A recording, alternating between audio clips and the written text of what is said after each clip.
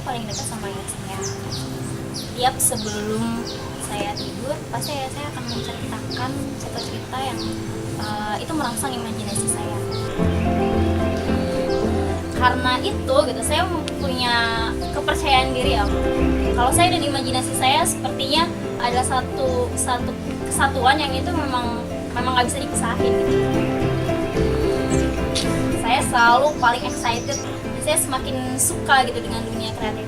Saya suka segala hal yang berhubungan sama bersosialisasi dan di dalam kita bisa berkreasi gitu ya. Sampai akhirnya pilih jurusan kimia. Di kimia sebenarnya saya seperti kehilangan dunia kreatif saya karena harus fokus sama yang namanya kuliah gitu. Dimana saya bisa menyukai dunia sistematis dan saintifik saya gitu, tapi saya juga bisa tetap berkreasi. Di satu hari, saya ingat banget itu hari Senin ya, saya memandang oven lab, saya memutuskan ingin membuat sesuatu gitu.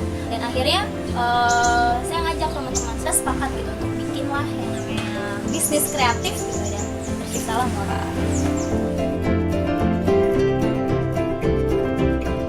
Jadi kenapa pilih dunia fashion?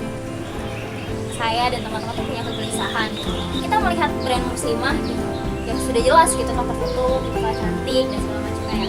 Tapi ketika kita melihat teman-teman yang itu ibaratnya nggak pakai jilbab dan segala macamnya, pasti mereka berkiblat sama yang namanya brand-brand luar negeri gitu, dimana kita pengen berbagi nilai tentang politeness gitu ya, tentang pakaian yang sopan, dan itu bisa jadi poin yang sangat penting gitu ya untuk jadi ciri khas pakaian Indonesia gitu. Dimana ketika orang mau punya style sendiri gitu, ketika orang mau berpakaian rapi, berpakaian casual dan pakaian sopan gitu, dia bisa pilih produk Mora. Di sebuah kafe, saya dan 3 orang teman kita mulai berpikir kira-kira nama brand kita itu apa sih. Akhirnya kita mulai dari simbol. Kita sepakat kalau kita pengen membawa burung merak, burungnya cantik gitu, anggun. Jadi kita mulai cari nama lain dari merak gitu kan. Gitu. Akhirnya dapatlah gitu bahasa Sanskerta gitu, akhirnya namanya Mora gitu. Kedepannya kita pengen Mora itu jadi duta budaya, jadi bukan cuma di Indonesia gitu. Walaupun saat ini masih dirintis gitu ya dalam skala yang kecil, kedepannya kita pengen Mora jadi salah satu kekuatan ekonomi Indonesia di ranah global.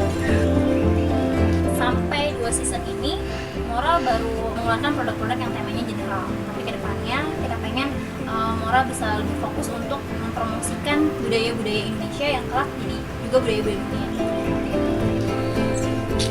Dengan mimpi besar tadi, Mora sadar kalau Mora itu banyak yang pengetahuan untuk bagaimana akhirnya membangun bisnis, membangun brand. Kita butuh bertemu dengan banyak orang, membangun jejaring. Kita butuh berguru pada banyak guru gitu, pada banyak pebisnis yang sudah lebih dulu memulai bisnisnya gitu. Dan yang pasti kita butuh banyak source gitu, banyak sumber daya gitu. Salah satunya adalah modal tadi. Dengan ikut kompetisi ini, Mora melihat peluang-peluang itu gitu, dan berharap dengan big start Mora bisa memulai langkah besarnya gitu, ibaratnya orang lari gitu ya, orang lari sprint, hentakan pertama itu adalah hentakan yang akan menentukan jalan ke depan.